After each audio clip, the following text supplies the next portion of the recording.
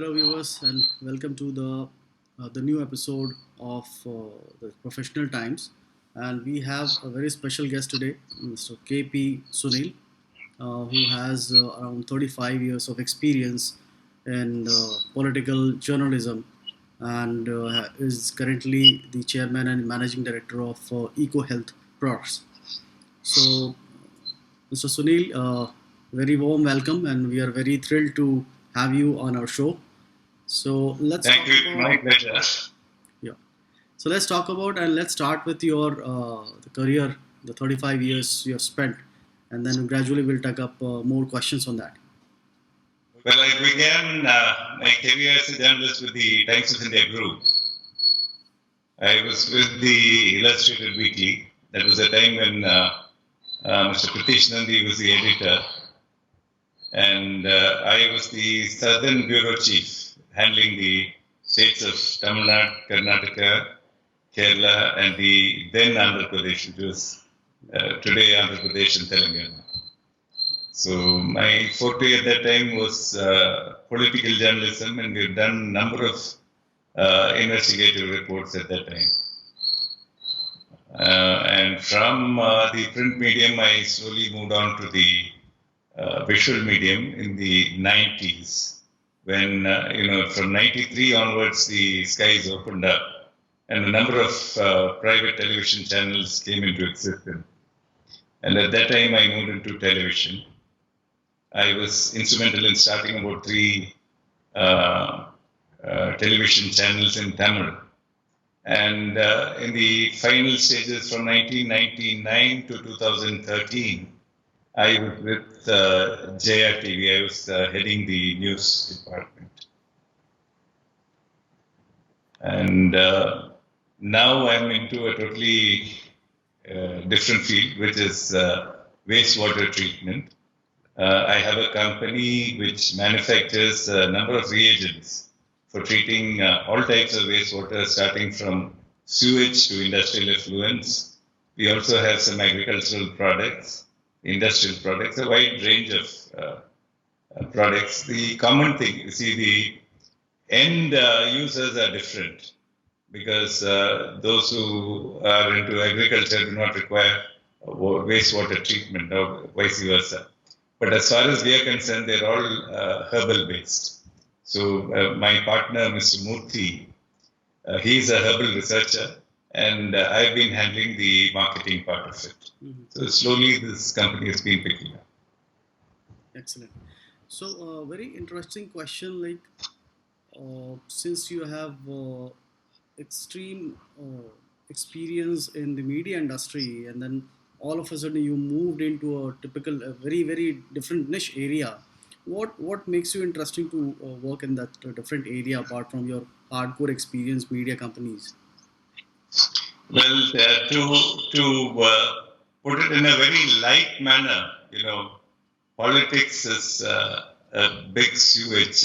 It's a big gutter, and I tried my best to clean it up. Okay. I did not succeed. Now I'm able to clean up real sewage, and that gives me a lot of pleasure. So that's a lighter way of looking at it. Mm. But frankly, I've always been interested. My basic degree was zoology, and right from the college days, environment has been a concern. And when I was in JRTV, also JRTV is a channel which belonged to the then Chief Minister Jayalalitha. And I had the opportunity of working pretty closely with her. And in the year 2002, she made rainwater harvesting mandatory in Tamil Nadu. And that was on my suggestion. I was the one who put up a proposal to her, saying that this is necessary for the future to save water. There is no better place than the bowels of Mother Earth. And but unfortunately, these in India you have these changes in politics, which also brings about changes in policy. So when the government changed and another government came in, this was given the short shrift. And I must say that Tamil Nadu in general and the city of Chennai in particular is now bearing the brunt of that neglect. Mr. Sunil, what unique initiatives Eco Health will bring to the market, and how it is going to be helpful for the society?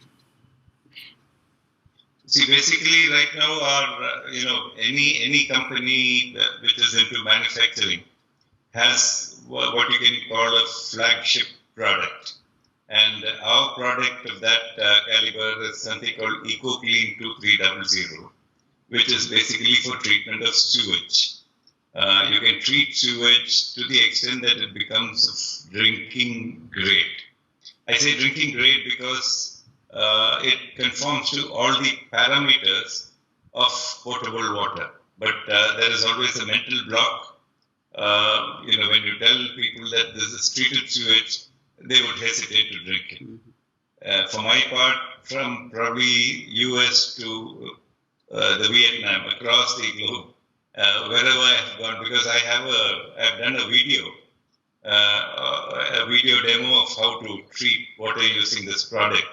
And in that demo, I end up by drinking the treated water. Yeah, I've seen that. So everybody, wherever I go to demonstrate, the ice bucket challenge, they would say, "Will you drink this?" Right. So that becomes the challenge, and I have the confidence in my product, so I drink it. Hi, I'm Sunil from Eco Health Products Private Limited.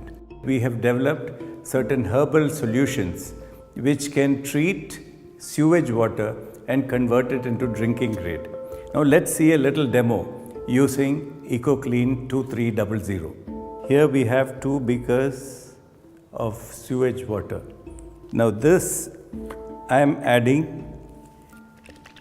to one of the beakers containing sewage. The quantity of EcoClean 2300 required for the treatment is very, very little. In fact, for 10 liters, you need 0.4 ml, or for 1000 liters, you require about 40 ml. This is all that is required to treat 1000 liters of sewage. Now, what we have here is just 400 ml, so I am just adding a single drop. Let us see how it reacts. The flocculation has started. Flocculation means separation of the solid particles, the solid waste, from the water. The solid waste, once it is separated, will start sinking down to the bottom. It will precipitate. Now, this flocculation process has been caused by 2 of the extracts which we have used in this product. The 2 extracts are the extracts of moringa or drumstick, and the second one is cleaning nut. Both these have the property of separating dirt from the water. As you can see, the experiment is now over. I'll compare the treated water with the original sewage. You can see the difference. Now, once this water is filtered, the clear water is filtered, it can be reused. It can be even consumed because the neem and the tulsi have the property of killing all the bacteria. I'll make one more step. I am going to decant the clear liquid into a fresh beaker.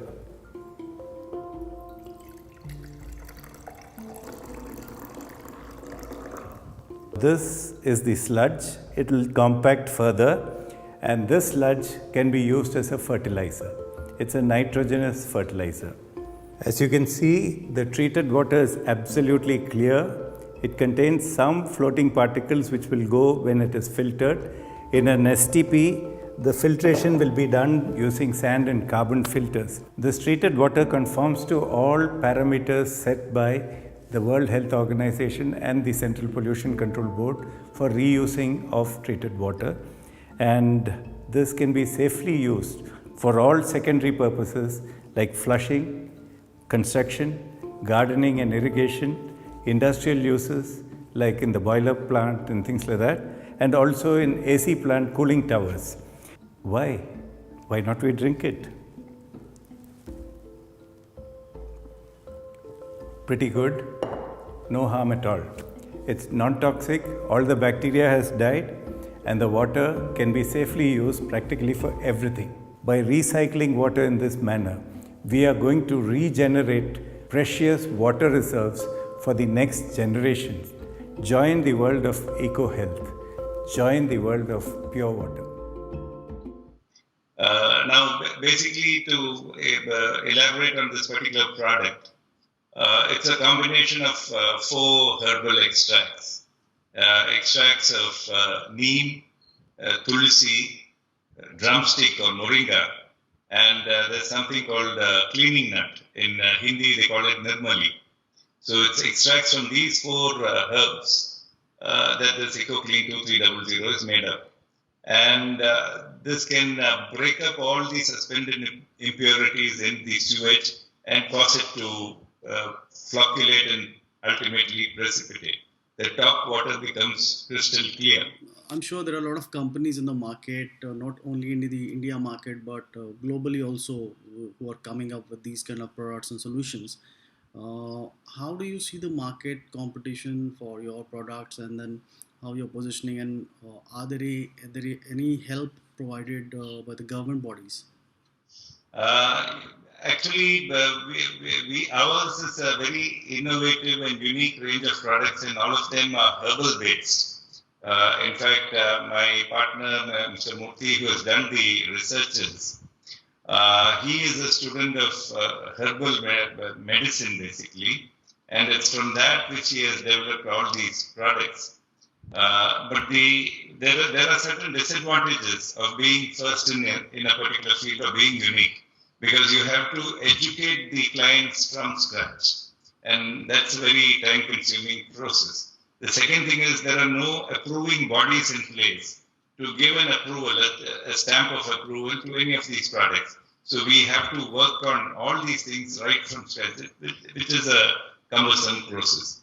The second part is the cost, because herbal reagents don't come too cheap. There is when you compare it with the inorganic or synthetic chemicals, it's definitely a little bit costlier, maybe about 20 to 30% costlier.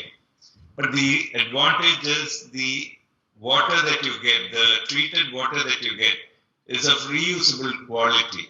And when you quantify that and give it a value, then that makes a lot of sense to have that. But these are things which people don't usually take into consideration, because wastewater treatment is always the last priority of any company or any organization. Mm-hmm. If you go to a five-star hotel, for example, the sewage treatment plant is tucked up in some corner. The general manager, nobody ever visits that place. So, getting them to come there, have a look at it, for them it's a smelly place which better not go anywhere close to it. So from that mindset, you have to change. So it takes some time. Today, there is a grave water crisis staring at us, more particularly in Tamil Nadu, but I think in other states also. So the awareness is slowly coming up, and things are picking up. Right. So now, challenges are everywhere, and I'm sure you have taken your company at certain level, and a lot of barriers, challenges you must have faced in the past. At present, what kind of challenges, what problems you're facing, and how do you have a plan to manage those challenges and take it to the next level? Yeah, challenges are welcome, because that is one way in which we can keep on improving. There is no doubt about that. But some challenges are actually really not necessary. One thing, like I was telling you about the price factor, for example, today government has GST, and the GST on the herbal products is 18%, just like on the inorganic chemicals. The whole world is talking about an organic rejuvenation of the soil and things like that. At that time, if organic materials have to be encouraged, I think we should have a slight advantage in the tax levels. It would make a lot of difference. But unfortunately, I don't think that there is a big lobby for this sort of a thing in the political circles to make sure that organic gets its due. So these are some challenges which have to be faced. But I'm sure these will be addressed in due course because the whole world is moving towards this. Many countries like France are today facing the problem of excessive fertilization of the soil, as a result of which the soil has gone dead and they are not able to produce. Now, some agencies in France have been in touch with us for some of our agricultural products. We have products which can literally rejuvenate the soil, and ours is not fertilizers, they are soil conditioners. So a lot of such action is going on. And I'm sure it's a matter of time before our position will be recognized. Mm-hmm. Right. So there are many learnings in everyone's life, and I'm sure you must be having you since you have vast experience in media entertainment, the political kind of area also.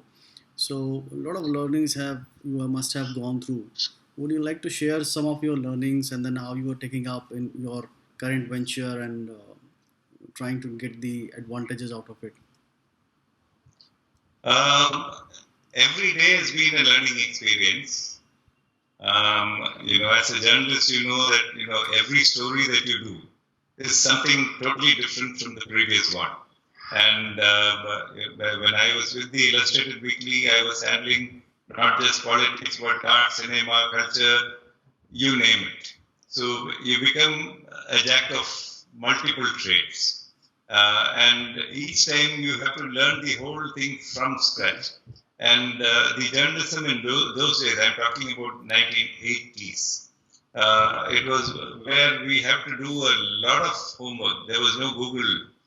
You have to sift through a lot of data, a lot of information, and get your facts. The net result was investigative journalism. Each story would take us weeks or sometimes even months. That used to be the way in which we used to function. In comparison, today I call it bite journalism. You trust your mic before somebody. He gives a smart bite, and that keeps the channel running for the whole day. It was totally different during my time. So, like I said, in journalism, it was a learning experience right through. Subsequently, after coming into this, that experience has only been continuing. Every day I'm learning something new. Mm-hmm. How do you develop your personal environment, personal things out of your work environment, and how do you connect with people? What exactly you do in your personal time? Actually, one word which is practically out of my vocabulary is socializing. Okay. During the journalism days, the Illustrated Weekly days, I had weekly deadlines to meet. But after coming to television, it was one deadline probably every hour. So I always used to say it was sort of a pressure cooker situation every minute of the day. And when we start in the morning around 7 a.m., the work goes on continuously till night. You don't even realize whether it's morning or night. It was only after I quit journalism that I realized that I missed a lot in life. Mm-hmm. My family, they miss me and I miss them. And it was pretty late by then to catch up on what I'd already missed. But the net result is I am some sort of a workaholic even today. So very little socializing. But in terms of work culture, I'm always very relaxed. I don't get tensed up because if getting tensed up had been my routine, I think I would have conked off long ago because that has been the type of pressure we've always functioned. Pratish Nandi was not an easy boss to work with.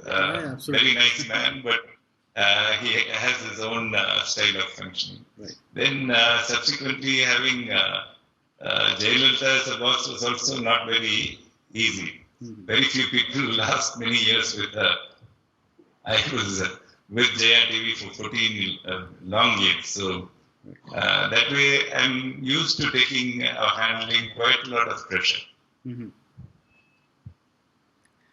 So Do you think are there any weak point in your area, and do you have a plan to deal with them?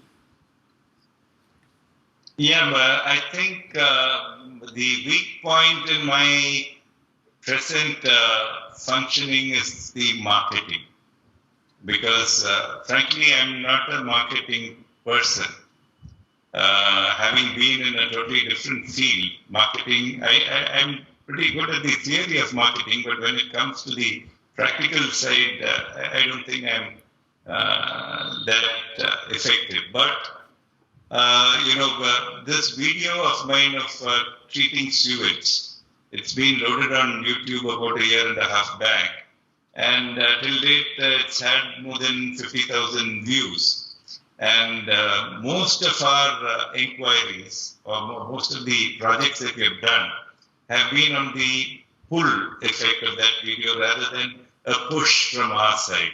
So that way, the marketing, the lack of marketing had not been too much of a negative. It has not had a negative impact on the company. But then on the other side, yes, we could have gone much higher. Now we are working out on the marketing team. We are getting professionals for handling it, and we are making some strategic tie-ups with others in the field. All these things are in process. So maybe over the next couple of months, I think EcoHealth will be positioned far, far higher. I wish you all the best for good success. So Thank you very much. when you get up in the morning, what do you think? Like how it's going to be? Like uh, I'll just rephrase this question. What motivates you when you get up in the morning, and every day is a new day? So what motivates you? Keep motivating that you have to do new things, new challenges, face new challenges, and take your eco health organization to a next level. You know, one thing is, I'm a chap who sleeps well. Okay, I don't take my official work-based tensions home. So the net result is in the morning I'm pretty fresh when I wake up and ready to face the day. I'm a very easy boss to work with. I'm sure all my staff will vouch for it. I never lose my temper. Never shout at anyone. Mm-hmm. So these are things which are totally alien to my lifestyle itself. So the net result is I do get 100% cooperation from everybody. So that keeps us going. In terms of motivation, I think each day has been a challenge because every day we have a new problem coming up, a new thing, and I think these challenges keep us going from strength to strength. Mm-hmm. So everybody has a working style, a kind of favorite area of their job. Like you said, marketing is not your core area, but the other areas of your hardcore experience is your core area. So everybody has a favorite job. What is your favorite job of your current profile? My favorite thing would be, sort of making or devising presentations. I'm a table guy that way. Give me a computer and I'll sit and work on it, make lovely presentations. And I think that has been a strength of the company also because almost all our products, the presentations are pretty well illustrated, very easy to understand. So that has been a big help. But what has been lacking, like I said, because of the thing is a very aggressive marketing style, which is required in this particular field, because we have to get people, educate people right from scratch. So that is what we are working on right now. Mm-hmm. How do you manage your personal life and your professional life? You have to balance both and then give time to family and business, maintain the business also. So how do you manage that? No, frankly, it's not very difficult. My office is just 5 minutes walking distance from my home, number one. Number two, my wife handles the accounts and finance of our company. So she is also part of the setup. So the house shifts to the office and the office shifts to the house. My son is now taking care of the marketing side. So all three of us are fully involved in the functioning of the company. Your company has a lot of products in the water purification, the agriculture products. So, would you like to discuss more or share your opinion about different products, how you have built up, and how it is helping the different segments? Yeah. You see, basically for the agriculture sector, we have some very unique products. Like, for example, we have something called Nitrofix, which is a substitute or a replacement for urea. You know, urea is one commodity which the government of India imports in huge quantities. And it is given to farmers at a subsidized rate, which means the government is losing money on every kilo of urea purchased. We have this Nitrofix, which fixes atmospheric nitrogen into the soil. And so there is no chemical involved in this. And 1 kilo of Nitrofix is equal to 100 kilograms of urea. So you can imagine if this is promoted in a big way, it would be literally an import substitution and a major benefit for the government as well. So this is one thing. The second one is we have a product called Crop Up. This is a weedicide, a herbal-based weedicide, which is just not there anywhere in the world. All over the world, there's a chemical called glyphosate which is used. And this is highly toxic. There have been cases in the US where people who have got afflicted with certain types of cancer, they have gone to court against the company manufacturing it, and they've got huge compensation amounts paid. This Crop Up is a replacement for all that. And the advantage of Crop Up is that the dead plants, they are not toxic in any way. So they can be mulched into the soil and used as fertilizer. So that adds to the fertility of the soil. This is something very unique. So in agriculture, we have micronutrients which can be just sprayed onto the leaves. All these things are. In the industrial side, we have some wonderful reagents for leather tanning, which will totally eliminate the problem of pollution, water pollution. But today, you know that most of the leather tanneries in the Kanpur belt, Jajmo, have been closed down because the effluents from that, from the tanneries are going into the Ganga. Now, it is not in the interest of industry to close down units because so many lakhs of people are dependent on it for their survival. At the same time, pollution cannot be tolerated. If you go for our system of tanning, which is herbal-based, absolutely food-grade products, we can have the industry without the pollution. So these are some of the things which I think would be very useful if the government also looks into it. So as you said, like you're working very closely with the government also, and so it's a herbal-based product and very useful for agriculture, for water treatment, and other sectors also. Um, I'm sure you must have approached a lot of national bodies or government bodies to have it with their support to a larger scale, which will help the farmers and other entities. So, what kind of support you're getting from the government, and what is your experience on that? See, initially we were approaching the local government here in Tamil Nadu, and the response was a little lukewarm because, again, everybody is a little hesitant to break status quo, move into something which is what they feel is unexplored terrain. Mm-hmm. So they would rather prefer to play safe.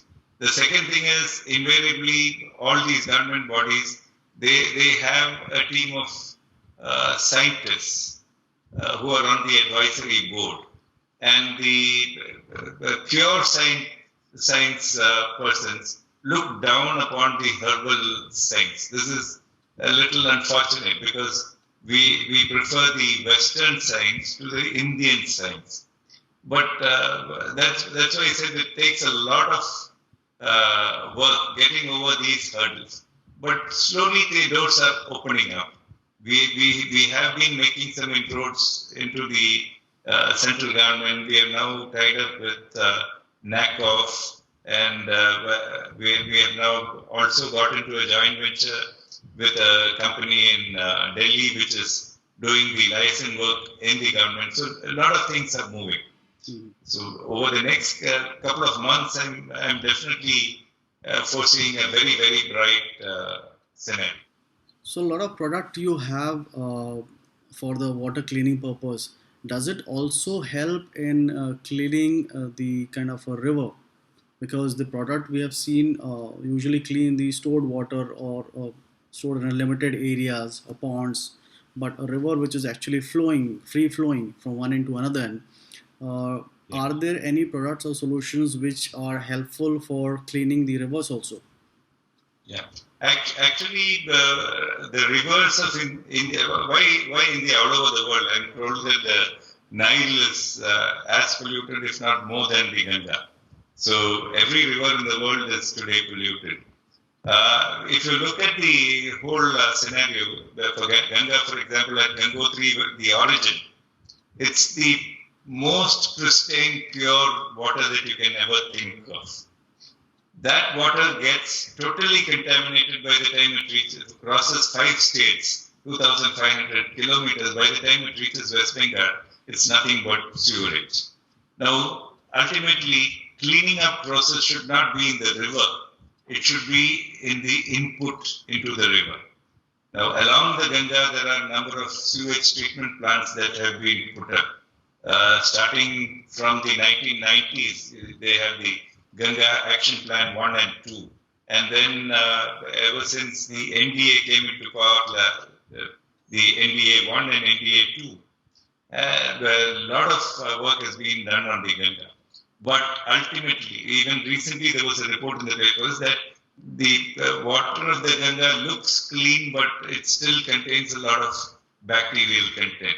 This bacterial content is coming from the partially treated sewage that is let into the Ganga. My thing is, it is at this level that the treatment has to be done. At the sewage treatment plant, the process is fine until it is let out.